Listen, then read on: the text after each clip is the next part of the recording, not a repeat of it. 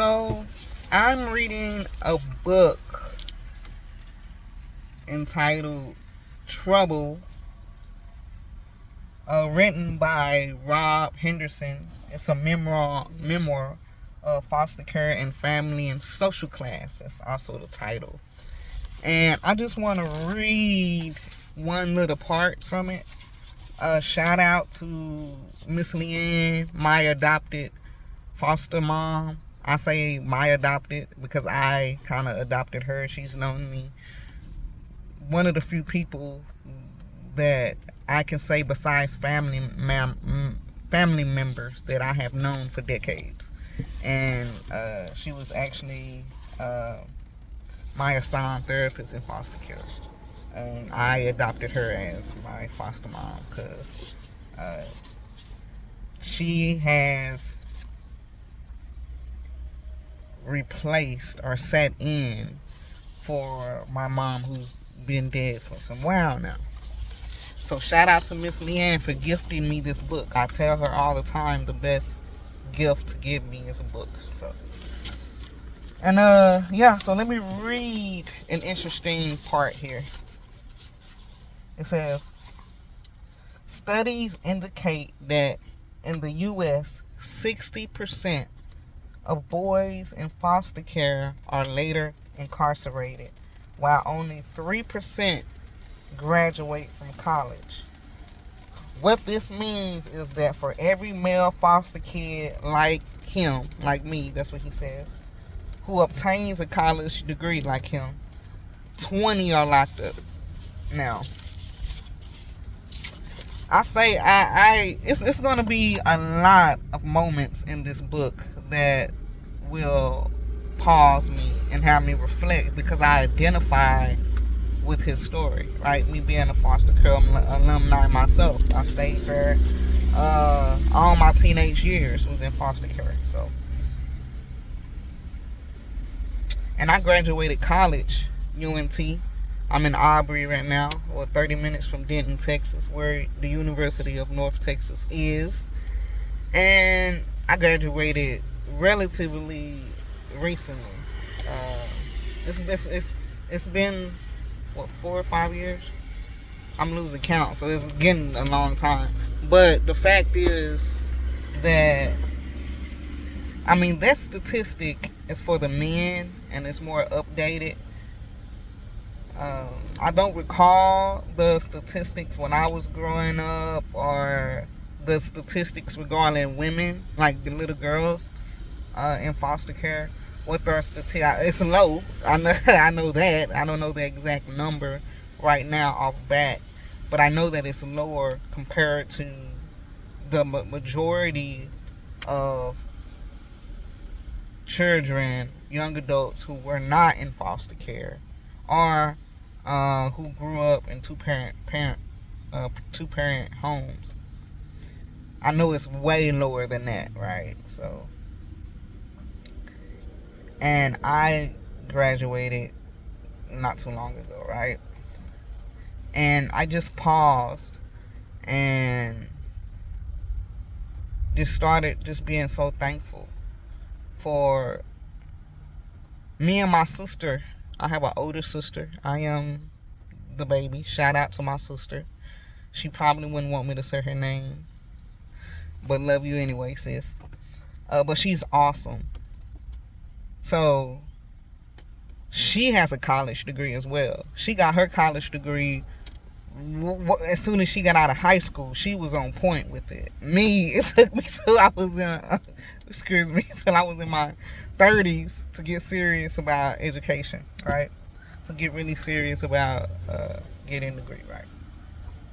So the fact, I just started really being thankful to God, and really being thankful for the fact that not only have I beat statistical boxes of being a person, a foster care alumni who didn't get a college degree. The incarceration part, we're not talking about that right now. But yeah, not only did I get it, but my sister. You know what I mean? My sister. just the ratio, just the statistical numerical projection, not one but two, which kind of highlights the genetics of it as well. You know, we're blessed, man. We've overcome some statistics by getting our college degree and being former foster care participants, as I say. And not just that, remember I said genetics? If you look at our family, a lot of our generation, of my generation and younger, we all got college degrees. And a lot of us do. And that says something about not just boosting up my family, but god dang, like, I'm not the only one who can write well, who could articulate ideas well. That shit runs in my family. It really does. And I would like to, you know, because I'm going to encourage my family members, my little cousins and family members that may see this, because it's obviously there's something special about us in particularly, but also the culture. Like, some people may get offended, some people may not, but you have to understand where I'm coming from. Being born poor in the projects, being in foster care, and predominantly growing up is predominantly black, and understanding the struggles of the black experience, right? But if you go to any school in the hood, go to the schools and talk to the babies. These babies are extremely intelligent. So I'm talking to this little girl I'm talking to, you know what I'm saying, the female, yeah, so she has an 8-year-old, and I don't know what it was, but I was like, I bet your baby's smart. Oh yeah, she's in an honor roll, da da da. Why did I know that? Like, there was a push, I think in the 80s or 90s, don't quote me, because I lived it and I saw it, and I'm just sharing the experience of others, that it was a push to push black people, young kids, into special ed, even though they were fully capable, but they might have behavioral problems or something going on in home, because they're not eating, they're eating 1 or 2 pieces of chicken a day, you know, sharing with their cousins, or there's drugs and whatever's going on, be sexually abused or whatever, and then they come to school and have these behavioral problems, and the school is putting them in special ed because they say they can't concentrate. They must have a learning disability. But when you really get to speak to these kids and get down on their level, you'll see that they're really intelligent, that they really can read, that they're really poetic, that they can draw their butt off. You know, they're artistic. And I saw a video, Mr. Michael Gwen. Hi, how are you? You're awesome. You're the man, man. You're the man. I saw a video of, he had an event where the kids were doing poetry. These beautiful black babies are doing poetry, and the passion. I mean, I just did a performance, a little thing this past weekend, and we were just lackadaisical compared to these children that I saw on this Facebook post. So shout out to those kids doing great. Their poetry was like on point. It's ferocious. It's power. And these kids ain't how old? 7, 9. And the confidence and the prompts were great. You know, it got the kids thinking about themselves in the light that a lot of times the world will try to place an identity or potential on you that you're really actuality higher than. And this doesn't go to black people or people who was in foster care, right? Or foster care alumni. That's just my experience. But this concept that you are bigger or greater than what society or statistics place on you can be contributed to anybody, or, you know, attributed, contributed, whatever. This can apply to anybody of any social economic status, any gender, any background. All right, so I just wanted that little sentence just made me feel grateful for me and my sister and my cousins, because actually my cousins came into foster care too on the cold. I let them tell their story because they have a story. I read my little cousin's poetry. He has a book coming out. It's just getting edited and it needs a lot of revision, I'll tell you that. But he's just as talented, if not more talented than me. I'm telling you, my family is a beast with their poetry. So I let them tell their story. But yeah, we all ended up in all of us that lived at Granny House, damn near, and it was how many of us? We all ended up in foster care in some way, some form. So and got degrees. But this says something.